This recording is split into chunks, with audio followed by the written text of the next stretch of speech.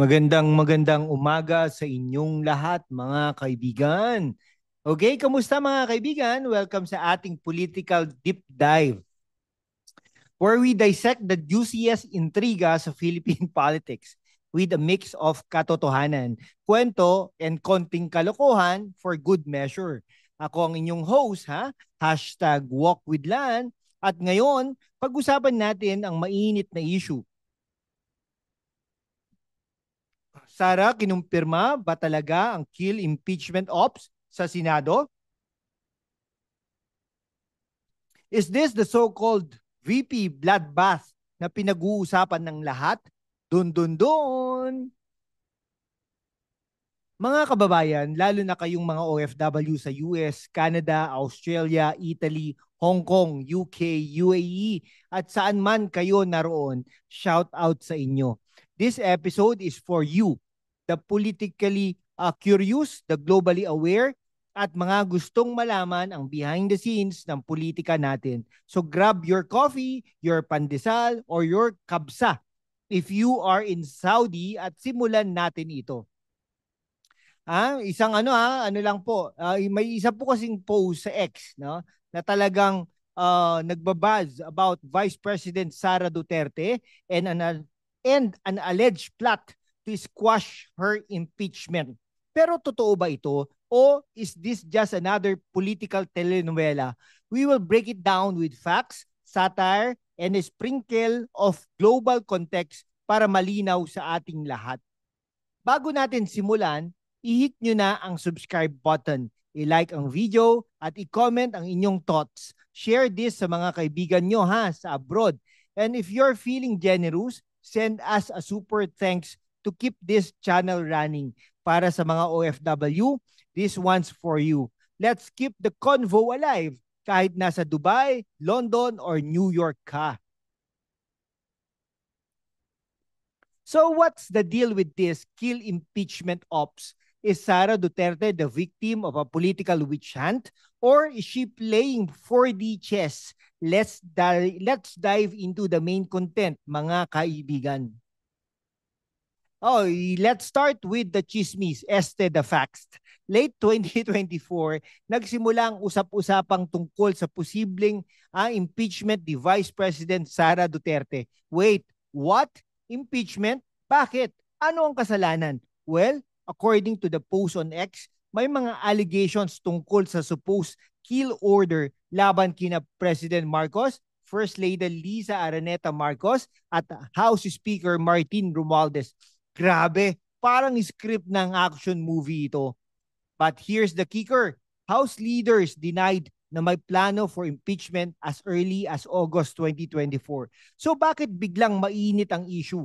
Let's look at both sides. On one hand, critics argue na Sara's alleged involvement in controversial statements like the kill order is enough ground for impeachment. On the other hand, supporters ni Sara say this is a coordinated attack to discredit her and weaken her 2028 presidential run. Sino ang tama? Okay, imagine this, Si Sara, anak ng isang dating presidente, isang Duterte na kilala sa tapat at straight talk, pero ngayon, nasa hot seat siya, surrounded by political vultures, parang Game of Thrones. Pero instead of dragons, we have senators and congressmen throwing shade. Nakakaintriga, di ba? Speaking of shade, baka naman itong impeachment talk ay isang malaking PR stunt para i-distract tayo sa iba pang issues like the budget debates or the West Philippine Sea. Teka, baka nga, let's not fall for the trap, let's dig deeper. Impeachment isn't unique to the Philippines. Sa US, na-impeach si Trump twice, pero acquitted both times. No? Sa South Korea, na-impeach si President Park Geun-hye noong 2017 over corruption. So ano ang aral? Impeachment is a political weapon, sometimes legit, sometimes a power play. So ano sa tingin ninyo Legit ba ang impeachment buzz or is it just political noise? Drop your thoughts sa comments and don't forget to hit that like button. So let's talk about this so-called kill impeachment ops. According to Senate President Pro Tempore Jinggoy Estrada, malabo nang umusad ang impeachment laban kay Sara. Boom! Pero teka, bakit nila tinuturing na kill ops? Is there a secret handshake sa Senado na hindi natin alam? Parang conspiracy theory na mga kaibigan. Supporters argue that the Senate hesitation proves na walang solid evidence against her. The kill order allegations, hearsay sabi nila, plus a recent SWS survey showed that the majority want Sara to face the impeachment traps.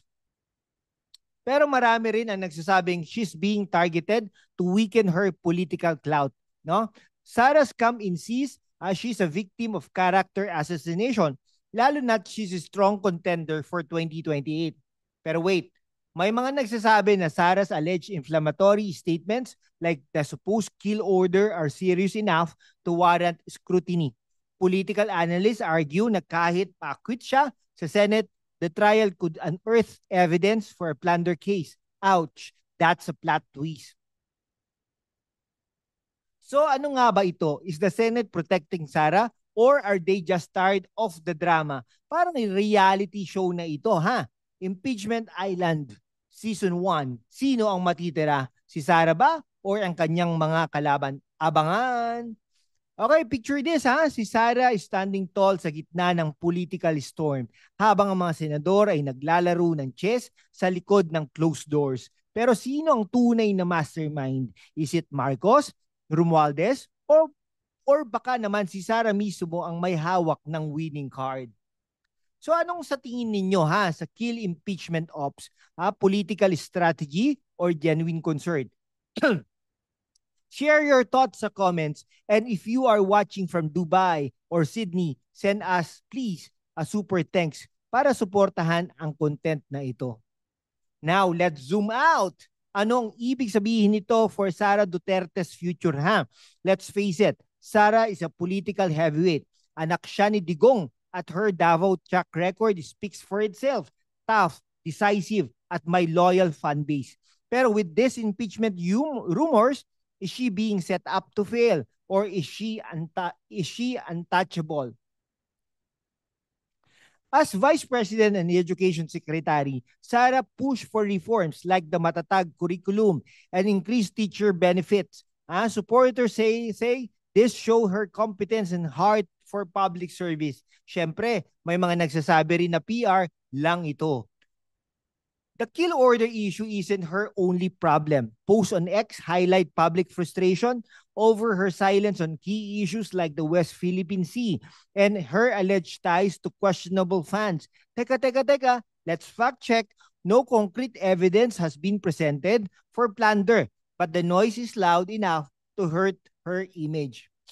Okay, look at another female leaders like Thailand's, no, Shinawatra, or Indonesia's Megawati.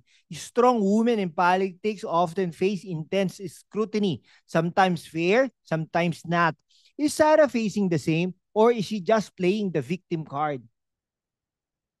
Okay, so speaking of victim cards, ha, baka naman si Sara ang susunod na star ng Pinoy Political Survivor. Her tagline, I'm a Duterte and I don't back down. Nako po. So ano sa tingin ninyo, ha? Is Sara the next president? Or is this the end of her political dynasty? Comment down below. Share this sa mga kaibigan nyo sa Japan or Germany and hit that subscribe button. So where do we go from here? You know? If the impeachment doesn't push through, does that mean Sara is in the clear? Or is this just the calm between the storm? Let's talk about the bigger implications for Philippine politics. If the Senate kills the impeachment, it strengthens Sara's narrative as a survivor. She could rally her base, especially in Mindanao, and position herself as the underdog for 2028. Excuse me po.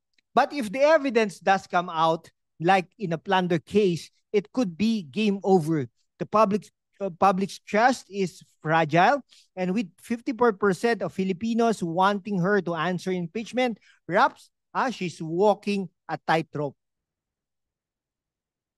Okay, imagine the Philippines as a chessboard, ha? Si Sara ang queen powerful, but surrounded by pawns and knights waiting for her to sleep. Pero here's the thing, Dutertes don't sleep easily o baka naman may secret move si Sara na hindi natin inaasahan. So at the end of the day, Philippine politics is like a teleserye with no ending. Every episode may bagong plot twist. Pero seriously, mga kaibigan, we need to stay informed and not just ride the chismis train. So anong next chapter para kay Sara, no? Drop your predictions sa comment section. Share this sa mga kababayan natin sa UAE or Canada. And don't forget to send a super thanks, please, to keep this channel alive. And there you have it, mga kaibigan. We've dissected the kill impeachment ops, look at Sara Duterte's political roller coaster, and explored what it all means for our country. Is Sara the victim of a grand conspiracy, or is she just another player in the political Hunger Games? One thing's for sure, Philippine politics is never boring. Okay, these are the key takeaways that we have. The impeachment buzz is more noise than substance. For now, walang concrete evidence, but the allegations are serious enough to keep us watching. Sara's future depends on how she plays her cards. Will she rise above the drama or will it drag her down? As Filipinos, whether you're in Manila, Dubai, or New York, our job is to stay informed, ask questions, and hold our leaders accountable. So ano ang say nyo, ha? Team Sara ba kayo or team maghihintay muna ng ebidensya? Hit that subscribe button, like this video, and share it sa mga kababayan natin sa US, UK, Australia, at saan man. If you learned something today, send us a super thanks. It helps us keep bringing you content like this. Special shout out sa mga OFW natin sa Hong Kong, Saudi, Japan, at lahat ng sulok ng mundo. Hanggang sa susunod na episode, mga kaibigan, no? Keep questioning, keep learning, and keep the Filipino spirit alive. Maraming salamat at magkita-kita tayo ulit.